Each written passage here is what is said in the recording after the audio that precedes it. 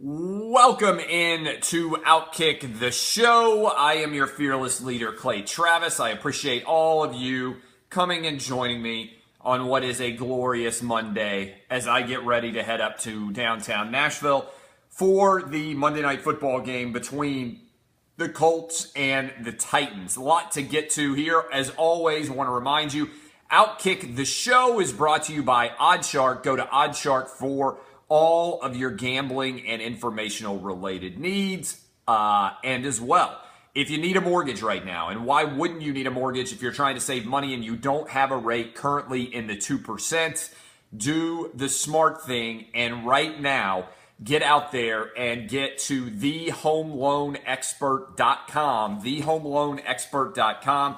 Get hooked up right now with a rate in the 2s. Whether you need to refi, whether you need to get pre-qualified, whether you need to just go ahead and get a mortgage for your home, start to go ahead and save some money before the holidays right now by getting your refi or your pre-qualified done. They will get done at thehomeloanexpert.com faster than anybody.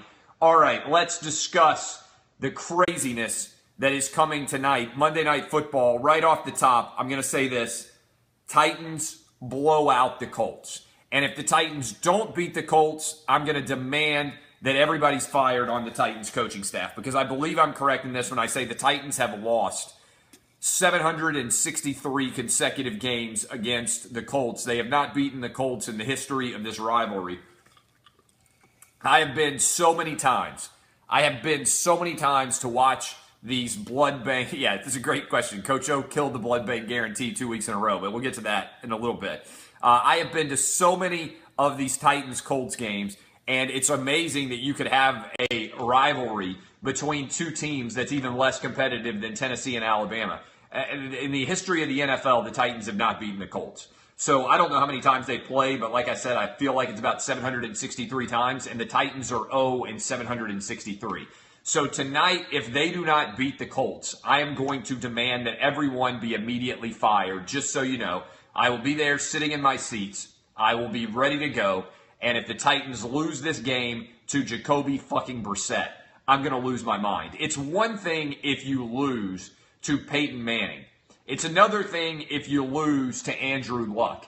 But if Jacoby fucking Brissett rolls into Nashville on Monday Night Football and beats this team, I think you have to fire everybody. Everybody. I want the entire locker room wiped out, every coach gone. And frankly, I don't even care if there's anybody left standing but Marcus Mariota. He's the only Titan that's worth it. Supposedly he's playing tonight, so I will be at that game. If you will be there, then hopefully say hi. I am going to be in favor of the Titans tonight. I'm giving you out what I rarely do. Rarely do I ever do this, but it's time for an NFL. Hit the arm. It's time for an NFL blood bank guarantee. I never do it, but I got this one. I went in. I got it at 6.5. I bought it down to 6.5. I don't know what it currently is right now, but I wanted it at 6.5. I went to -120. I'm breaking it out, boys and girls. Special Monday Night Football edition. Do you hear it? Do you hear that pop? Time to get to the blood bank right in time. Make a withdrawal. I'm all in. It's my biggest NFL bet in years. I've got thousands of dollars down on the Titans to cover 6.5. I bought it down to 6.5. I'm telling you right now, biggest bet I've ever, I'm not lying about this. It's the biggest bet I've ever made in the history of the NFL. That's how confident I am the Titans are going to beat Jacoby Brissett. And if they don't, I am demanding that every Titans coach be fired. 6.5, all in, straight to the blood bank, boys. Straight to the blood bank. Thousands of dollars on this one. Get rich. All right. Speaking of getting rich, I got to tell you, these are the times that try men's souls when I look at the gambling picks. I don't know what's going on with the gambling picks. Every game that can go wrong does go wrong now for me. I'm in great shape, example, in this Texas Tech game against West Virginia. I'm not even watching it. Well, next thing I know, West Virginia scored like 100 straight points, and they've come back from an 18-point deficit. And not only have they killed the cover, but it's like I don't even know how this happened. I'm telling you, I'm giving the picks out. They're already up at the VIP. We are going to have a 10-0 weekend. It's rare that I say this, but I can feel it. You know how like when you're getting close to breaking through and you're looking around, you're like, how did I lose this game? Like, how did I manage to lose this game? I can feel that right now. I can feel that coming. I can feel it in the air around me, feel it in the air tonight. First of all, we're going to win the blood bank, but that's going to change all of our luck. Blood bank's coming out for the NFL, special transfusion. We are so close to breaking through on these picks. If you go look at the way we're losing, we've lost in some ridiculous fashions. We have lost in some brutal, brutal fashions. I'm telling you, starting tonight, everything's going to change. This is unbelievable. We've got two amazing quotes that have come out today. Butch Jones. The fact that Butch Jones is still employed is a travesty of American football jurisprudence. I have no idea how Butch Jones is actually still employed. This man is so dumb, it makes my head hurt. It's one thing to lose. Like, I really like Derek Dooley, and I feel bad that he didn't work out. Derek Dooley's a really smart guy. I think Derek Dooley's actually a really good football coach. And if he had just made a decent hire on the defensive side of the ball, at least Dooley's games were exciting to watch as last year when Tennessee was scoring like 38 points a game and the entire offense went to the NFL. They were really fucking good on the offensive side of the ball. Tennessee's awful everywhere in the 5th year of Butch Jones. And Butch Jones just said this quote in his press conference. I'm so sick of him saying stupid stuff and getting paid millions of dollars to say it. Only I should make millions of dollars and get paid to say stupid stuff. That's the way the world works. Butch Jones said as follows, we did everything to win the South Carolina game except score touchdowns. That's literally all you're supposed to do, Butch Jones.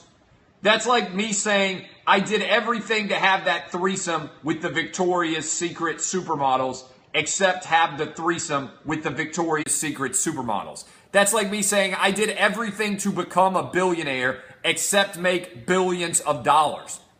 How is he so stupid?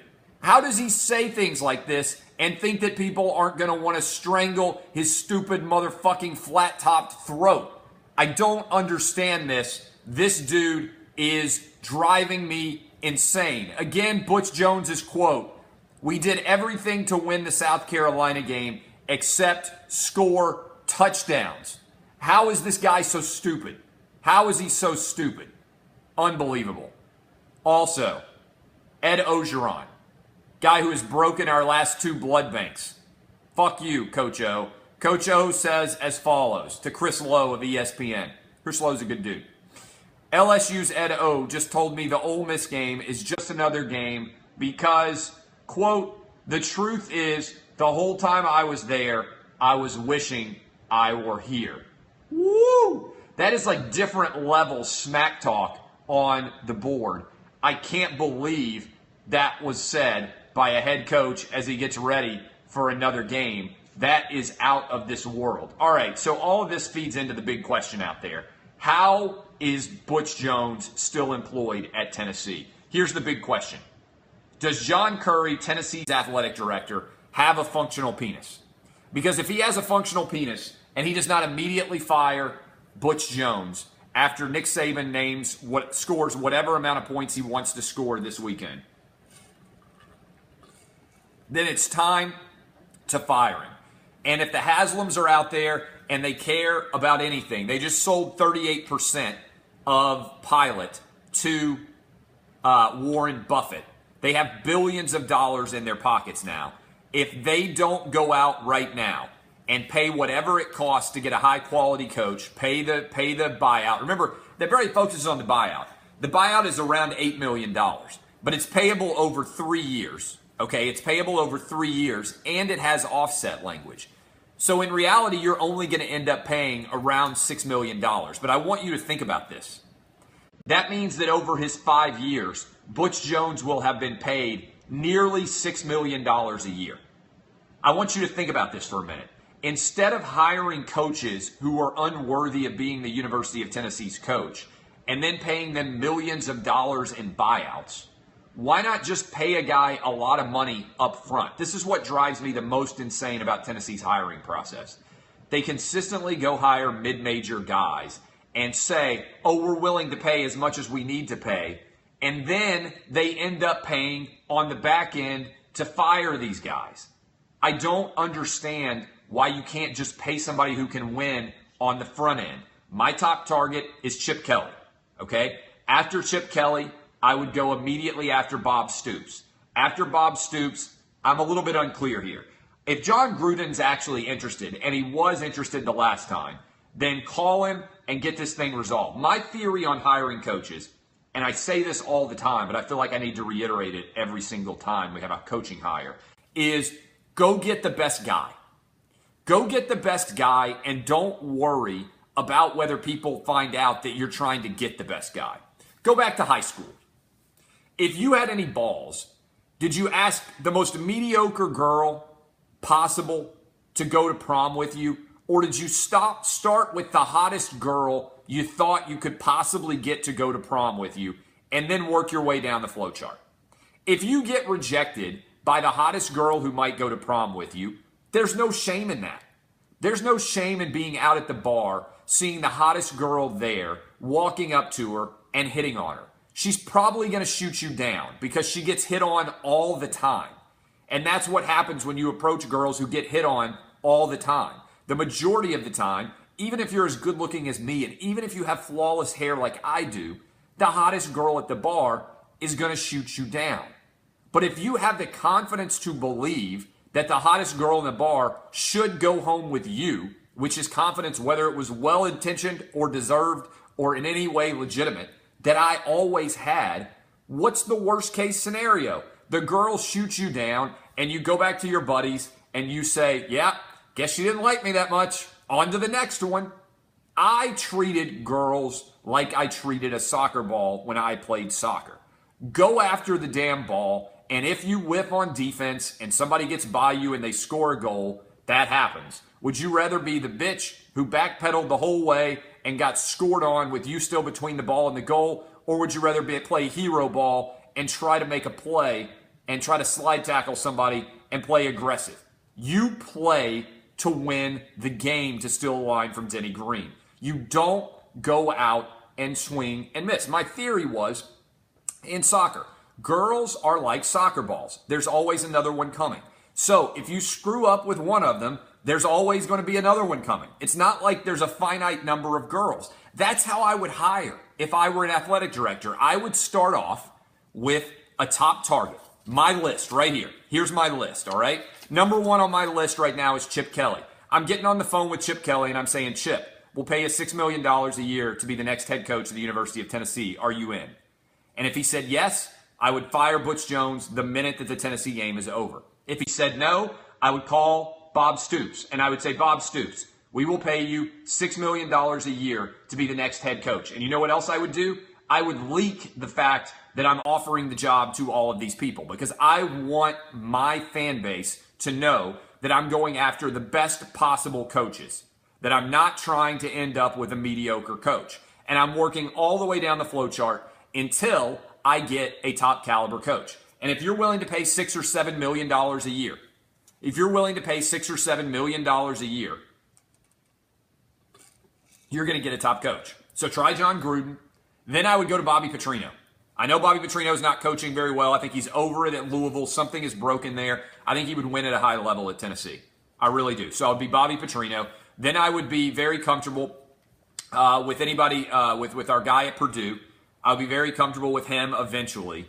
Mike Leach I would call. I've got my list. I've got my list of 6 that's out there. Now it's up to 7.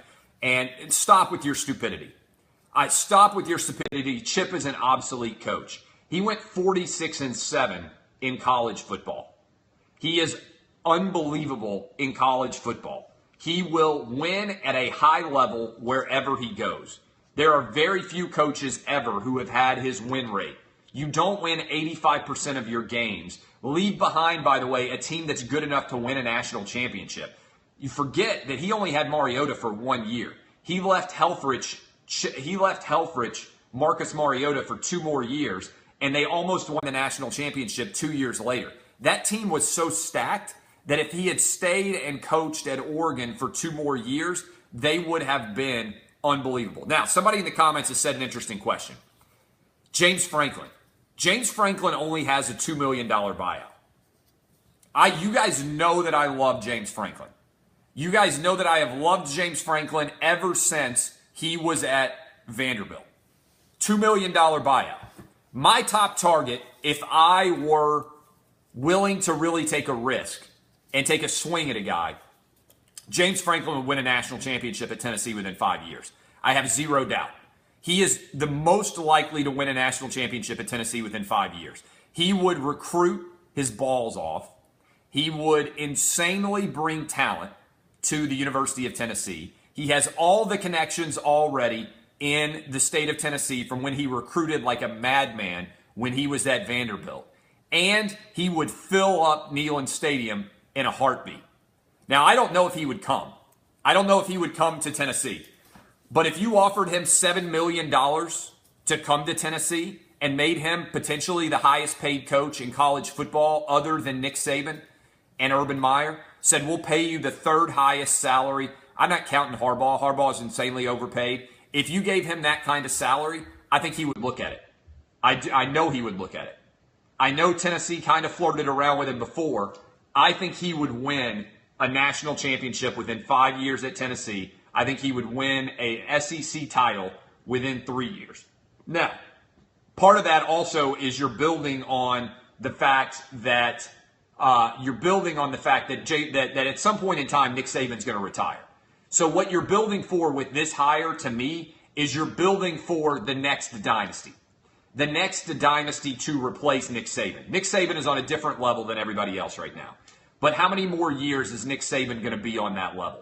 You have to go after the best possible coach at this point to set yourself up for everything that can come after it. So to me, I love Chip Kelly. I love James Franklin. I didn't realize James Franklin's buyout was only $2 million.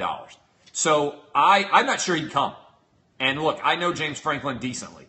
I'm not sure that he would come. I'm not sure he would take a Tennessee job, but I know he loved coaching in the SEC. And if he got Penn State to the playoff, or he won his second straight Big Ten title, which could happen, Saquon Barkley is leaving. They've got a great recruiting class. They are set up for years to come. They're probably going to have to pay him $7 or $8 million a year, frankly. He may never leave, but I would make that inquiry. I think that makes a lot of sense. Okay, other hot seat lists. And again, go to OddsShark for all your gambling and informational related needs. And remember, go to thehomeloanexpert.com. Get hooked up with a mortgage that you need. If you have a rate in the 4s, you need to have a rate in the 2s. Go to thehomeloanexpert.com. Let my guy Ryan Kelly take care of you. Here's my hot seat list. Number 1 on the hot seat list is Tennessee and Butch Jones. We spent a lot of time talking about him. Number 2, Nebraska. Mike Riley, I don't see any way that he's coming back. Nebraska has now hired the Washington State athletic director. You would think that they will make a run at Mike Leach, potentially at Chip Kelly, maybe at Scott Frost. He is done. Mike Riley is done in Nebraska. Number 3 on my list is Arkansas.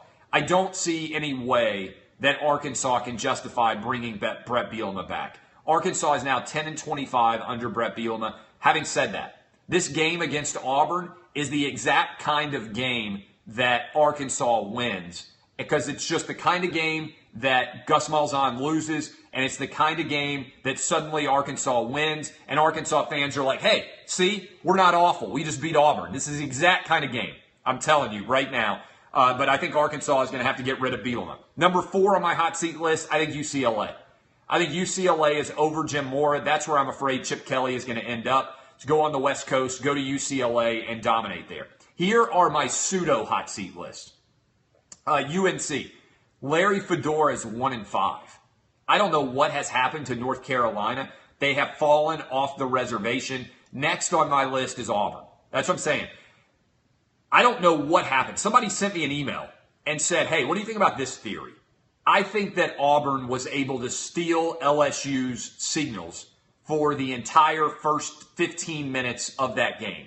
They hit it. They were unbelievable. Jarrett Stidham looked like he was the greatest college football quarterback of all time. And then after that point, he went 4-16 for 15 yards. Jarrett Stidham did. Auburn seemed content to run the ball straight up the middle and then throw 40-yard bombs. There was no rhyme or reason to their offensive system.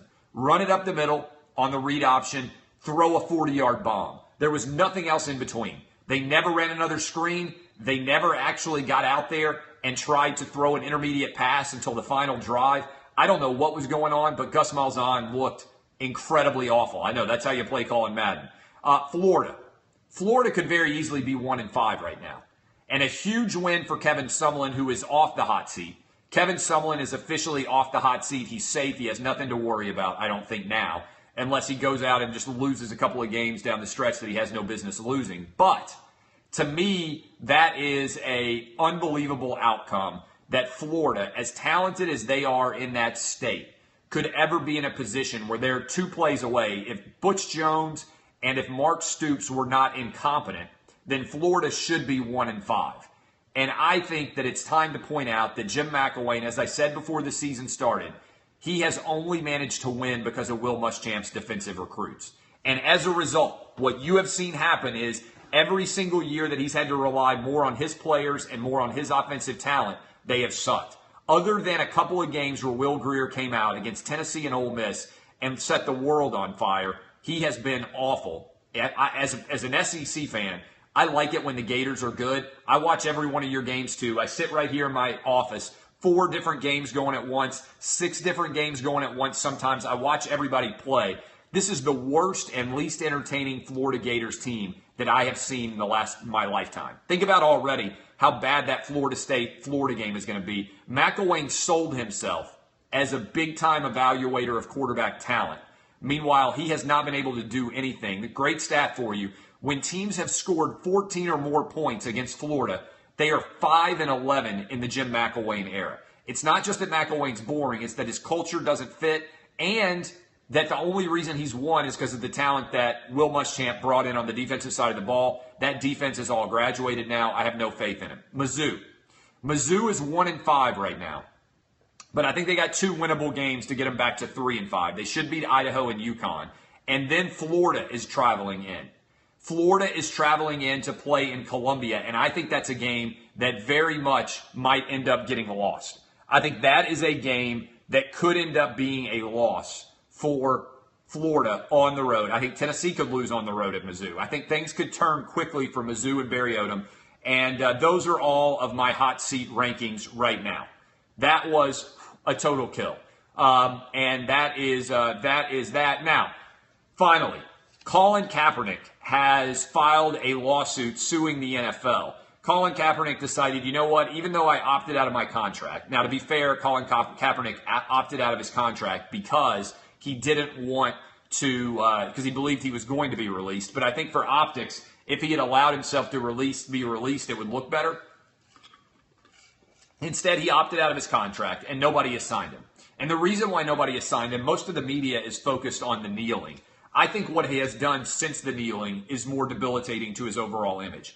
He said that police are modern-day slave catchers. He said that Fidel Castro was someone that the United States should emulate.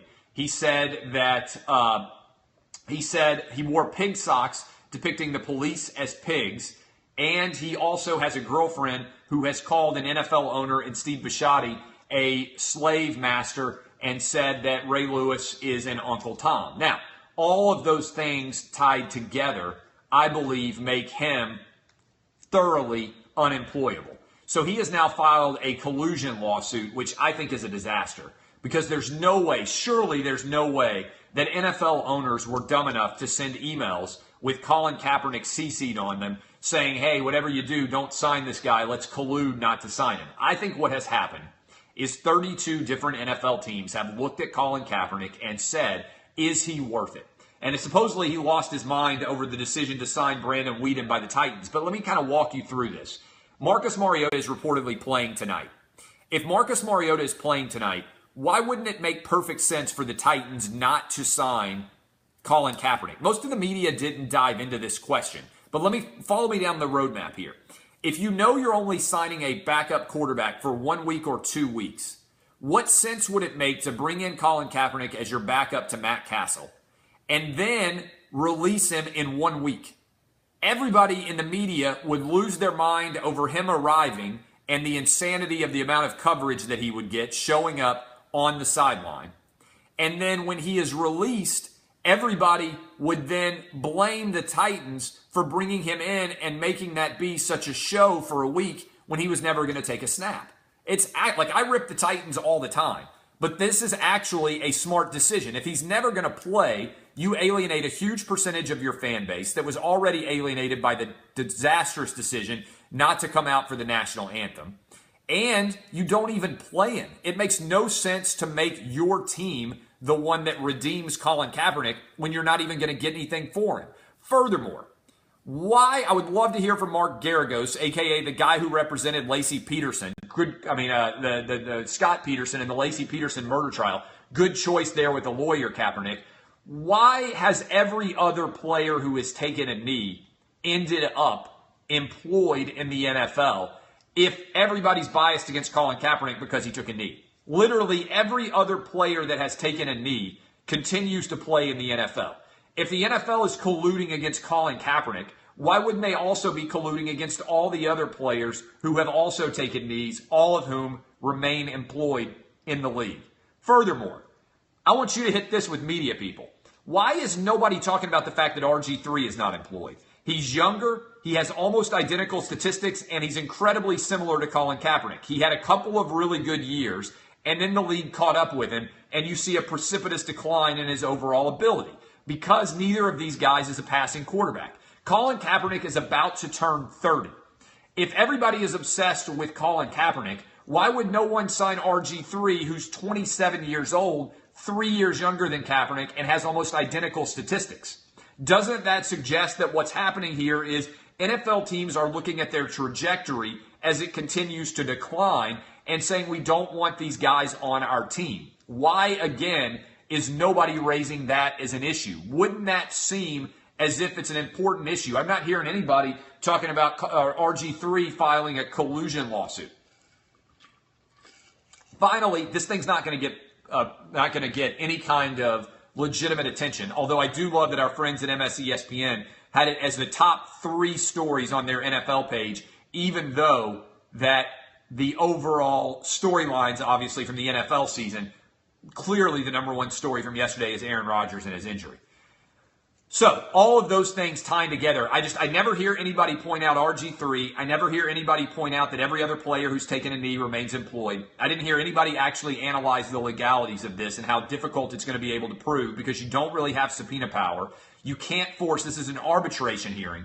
You can't force owners to participate in an aggressive fashion. You're not going to have a massive discovery process. This is a legal Hail Mary that alienates any chance of Colin Kaepernick getting signed again. It doesn't make sense at all. So those are all of my theories in general. I'll respond to a couple of questions. Again, if you're going to be at Monday Night Football, we're breaking out the blood bank.